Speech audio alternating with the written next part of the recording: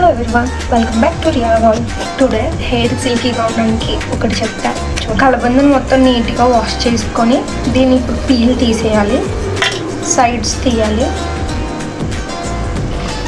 ఇలా చిన్న చిన్న పీసెస్లా కోసుకొని మిక్సీ జార్. ఇప్పుడు ఒక ఎగ్, ఓన్లీ ఎగ్ వైట్ మాత్రమే వేయాలి, ఎల్లో వేయకూడదు. ఇప్పుడు ఎగ్, కలబంద ఇవి రెండు వేసుకొని మిక్సీ పట్టేయాలి. ఇప్పుడు దీన్ని మొత్తం ఫిల్టర్ చేసుకోవాలి. ఇలా ఒక స్ప్రే బాటిల్ తీసుకొని మనం ఇప్పుడు దీంట్లో వేసేస్తాం.